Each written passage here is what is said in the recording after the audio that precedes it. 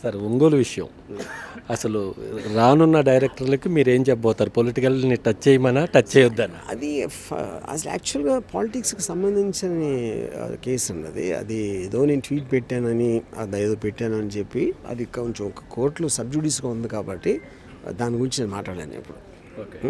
ఒంగోలు ప్రజలకి I love you చెప్పడానికి కారణం ఏంటి అసలు? అంటే ఒంగోలు టౌన్ చాలా నచ్చింది అండి. ఫస్ట్ టైం వెళ్ళాను ఈ కేసు పుణ్యమా అని.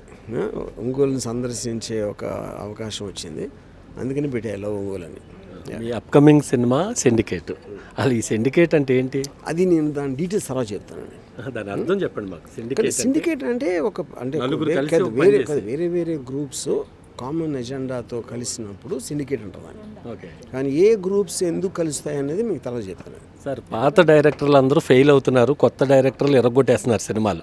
అంటే శ్రీను వైట్ల కానీ లేకపోతే చాలా వినాయక్ గారు, పూరి జగన్నాథ్